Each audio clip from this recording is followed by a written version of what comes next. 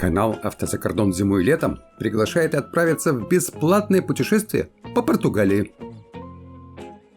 Мы проехали по этой стране на автомобиле 2000 километров, посетив много интересных мест и готовы поделиться нашими впечатлениями. Вы увидите грозные замки и величественные храмы, крутые склоны гор и узкие улочки. По ходу путешествия, чтобы не было скучно, будем рассказывать легенды Португалии и листать страницы ее истории, помня, что некоторые из этих страниц выдуманы придворными летописцами. Мы постараемся показать взаимосвязь исторических событий в Португалии с событиями в других странах, чтобы лучше понять, как они повлияли на современную жизнь в стране. А начнем мы наше виртуальное путешествие с севера. Ведь Португалия, вначале графство, потом королевство, а сейчас республика, зародилась именно в северной части нынешней страны. Самым северным городом Португалии является Браганса. От Лиссабона до нее нужно проехать 500 километров. При этом до Испании из Брагансы всего 20 километров. Вот, посмотрите, какой знак установлен на городской улице. Мы заехали в Брагансу с трассы А4, которая ведет из Порту в Испанию, но аккуратно обходит город. Поэтому многие туристы проскакивают этот чудесный город. А зря. Намечая маршрут, мы решили осмотреть Брагансу со склона холма над рекой, а потом оттуда отправиться в главную достопримечательность города – замок. Ведь он по карте был совсем близко от холма, по прямой 500 метров. А отсюда смотри, как замок виден. Прямо на холме находится маленькая часовня. И сверху видно научный центр Centro Ciência Viva de Bragança. Почему мы настоятельно не рекомендуем пользоваться выбранным нами маршрутом, мы покажем в конце фильма. Но пока едем к выбранному холму, начнем листать страницы истории Португалии. На той территории, где сейчас находится Браганса, была римская провинция Галлеция. После падения Рима на территории будущей Португалии с 409 года хозяйничали германские племена вандалов. Кстати, о том, почему название этого племени стало нарицательным и насколько их репутация соответствует имеющимся фактам, можно узнать, посмотрев один из наших фильмов о Мальте. Потом на этой территории поселилось еще одно германское племя – свевы, которые вскоре попали под власть вестготов. Отметим, что все эти племена, включая вандалов, были христианами. С 711 года по 716 мусульмане, арабы и берберы постепенно заняли почти весь Пиренейский полуостров. Лишь дойдя до северо-западной его части, они решили, что там холодно и сыро, у местных людей награбить-то нечего, ну и пусть себе живут как хотят. Это была их стратегическая ошибка, приведшая к тому, что позже было названо реконкистой. На незанятой арабами территории образовалось маленькое христианское королевство Астурия. Его тогдашние границы отстояли далеко от территории современной Португалии. Астурия постепенно расширялась. На картах 910 года можно увидеть селение Браганса. Расширение происходило без битв, так как арабы оставили негостеприимный север уже к концу VIII века. Эти земли были фактически ничейными и почти необитаемыми. Вимера Переш, незаконнорожденный внук астурийского короля, перешел через реку Минью и занял земли южнее. Вот памятник ему в городе Порту. На завоеванных землях с согласия короля Альфонса III было образовано графство, правителем которого стал Вимаром. Графство получило название Кондадо де Портукале. Из названия этого графства впоследствии образовалось слово «Португалия». Выросшая Астурия была переименована в королевство Леон, И на его карте видим и графство Португалия, и селение Браганса. Глава этого королевства Фердинанд провозгласил себя королем всей Испании, но после смерти его владения были разделены между 3 сыновьями – на Галисию, Леон и Кастилию. К тому времени потомки Вимера Переша правили графством Португалии больше 200 лет. Граф, которого звали Нуну Мендеш, решил воспользоваться сварой между сыновьями Фердинанда и совсем отделиться, но погиб в битве. А раз нет графа, то нет и графства. В сваре 3 сыновей Фердинанда победу одержал средний. Он стал королем Альфонсо VI и был прозван храбрым, так как продолжил дело реконкисты и завоевал Толедо. Но испанские мусульмане не сдавались, и Альфонсо обратился к европейским рыцарям с призывом устроить крестовый поход через Испанию. На призыв откликнулись немногие. Одним из них был потомок самого Гуга Капета – Генрих Бургундский. Такого знатного рыцаря пришлось сделать графом. А тут как раз завалялось ничейное графство – Португалия. В результате Португалия получила не только графа, но и знамя. Вы скажете, что это флаг Финляндии, и будете правы. Но в 1093 году Финляндии еще не было, а у Генриха был именно такой флаг, и он достался Португалии. Для контроля Альфонсо VI женил Генриха на своей незаконнорожденной дочери Терезе. Но контроль оказался слабым, и вначале сама Тереза объявила себя королевой. А потом ее сын Афонсо Энрикеш, по-русски Афанасий Генрихович, провозгласил себя королем португальцев, Рей дос Португезес. В Испании тогда королем тоже был Альфонсо, но уже 7-й. В 1143 году он признал Португалию королевством. Афонсо стал основателем Бургундской династии.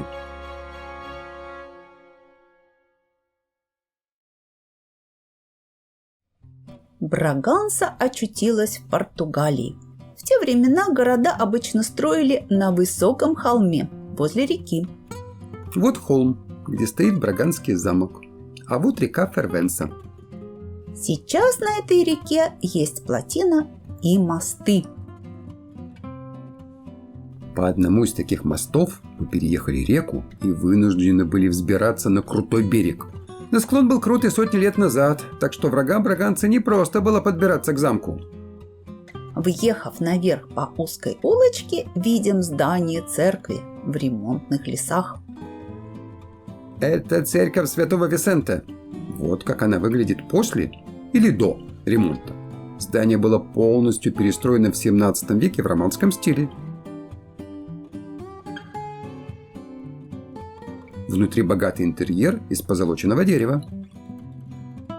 На стене, выложенная бело-голубым кафелем, стиль азулежу, картина, где изображено, как граждан Брагансы призывают восстать против французской оккупации в 1808 году.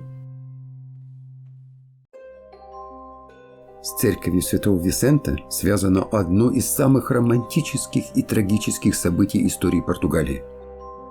При этом другой храм Брагансы, церковь монастыря бенедиктинок, считает, что эти события произошли в ее стенах.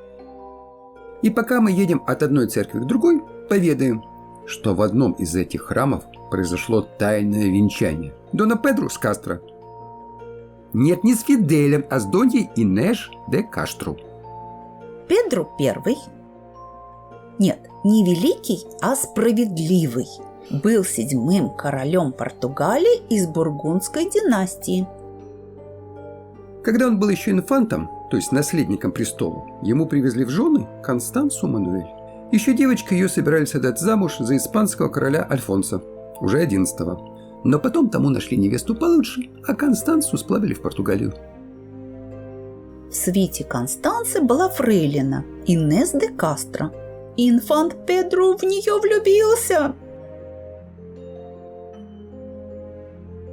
Констанца умерла в 1345 году, неделю спустя после рождения Фернандо, который в итоге стал преемником Педро на престоле. После этого Педро стал открыто жить с Инесс, и она родила ему 4 детей. Но королем Португалии оставался отец Педро, Афонсо IV, и он повелел сыну найти невесту из принцесс. Педро тайно женился на Инесс вопреки приказу отца. Афонсо заточил Инесс в монастырь в Коимбре, а потом послал туда убийц, которые обезглавили Инесс на глазах одного из ее детей. Но Афонсо вскоре умер, и Педро стал королем. Как гласит легенда, он собрал во дворце вельмож и поклялся им, что был обвенчан с Инесс в Брагансе. После этого ее труп перевезли из Коимбры, одели в королевские одежды и посадили на трон. Придворные должны были отдавать Инесс королевские почести, и вслед за тем она была погребена в королевской усыпальнице. При этом весомых доказательств реальности этих событий нет. Однако известно, что Педро обустроил в соборе Алкабаса 2 гробницы для себя и Инесс, друг напротив друга, чтобы увидеть свою королеву перед страшным судом. На мраморе гробницы выбито «Ате офим до мунда» – до конца света. История Инесс де Кастро многократно служила темой для произведений искусства. Есть 20 опер с названием «Инесс де Кастро».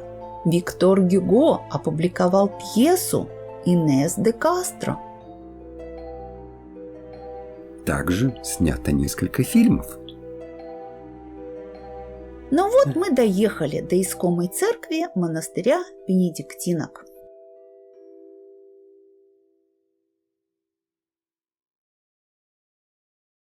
Теперь сворачиваем вправо. И вскоре через каменные ворота попадаем на территорию замка.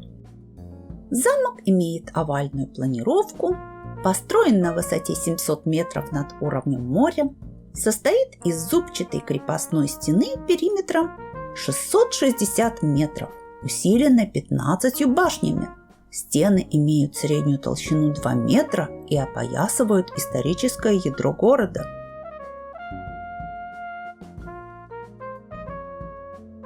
Внутри стен сейчас магазины и кафе, которые пытаются воссоздать атмосферу средневекового города.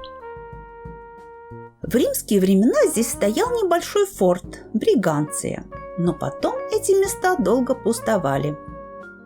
Замок в Брагансе упоминается еще в документах XII века. Он находился возле самой границы Португалии и Леона, Кастилии, Испании. Поэтому во время войн между этими государствами замок неоднократно переходил из рук в руки и разрушался. Вот как он выглядел в 1510 году. Время от времени камни из развалин замка таскали как стройматериал. Во времена войн с Наполеоном из этих камней построили казармы для пехотного батальона. В 1831 году замок уже был необитаем и продолжал разрушаться. Вот фото замка конца 19 века. Но в 1910 году замок объявили национальным достоянием. Его постепенно стали восстанавливать. Были заделаны пробоины в стенах, снесены казармы 19 века, воссозданы ворота. В 1936 году внутри замка был создан военный музей. В северном секторе замка находится донжон, то есть главная башня замка. Она имеет квадратную планировку, 34 метра в высоту. При строительстве использовали сланцы, а фундамент выложен из гранитных блоков. Свежо выглядящие края сложены светлыми известняками, которые легко поддаются обработке. На территории замка расположена церковь Святой Марии, старейшая в Брагансе. Здесь также находится Домус Муниципалис. Это здание построено в XIII веке. Оно состоит из цистерны для хранения дождевой воды, поэтому в старых документах называется «Зала да Аква». Тут также проходили собрания благородных людей. Главные ворота Святого Антония защищены по бокам 2 башнями и барбаканом. Внутри, на плацу замка, площадки для установки артиллерии. Возле ворот памятник. На постаменте написано, что это Фернанду. Нет, это не герой песни группы Абба, о музее которой мы рассказывали в одном из фильмов нашего скандинавского цикла, а герцог Браганский. Но 2 герцога браганских носили имя Фернандо, отец и сын. И кому из них памятник? Задача решена путем поиска старых фотографий. Оказывается, что это 2-й герцог Браганский, то есть старший Фернандо. Об основателе династии, 1-м герцоге Браганском, по имени, да, опять Афонсу, мы расскажем в фильме о Шавыше, где ему установлен памятник. А стоящий в Брагансе Фернандо был одним из важнейших государственных деятелей своего времени. Например, он был губернатором Сеуты. Этим городом теперь владеет Испания. И мы проезжали возле Сеуты, когда путешествовали по Марокко. Но еще в 1415 году этот город отняли у арабов португальцы. И они управляли им 250 лет. Как Испании удалось без боя присвоить Сеуту, мы расскажем в одном из следующих фильмов. Но памятник Фернандо здесь стоит потому, что этот герцог в 1464 году добился, чтобы Браганса получила статус города и соответствующие привилегии. В знаменовании 500-летия этого события и был воздвигнут памятник. А теперь показываем, как мы ехали с холма к замку. Пристегнитесь к вашим креслам. Что мы машину больше не выбрали. Да, Так, проходит справа. проходит. Как-то это все очень по-арабски выглядит, да? Да.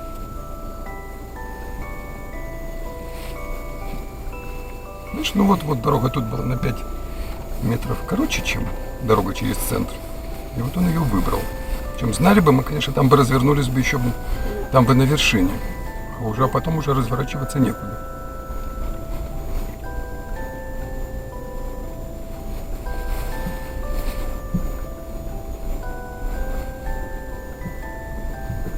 Так, проходим. Проходим.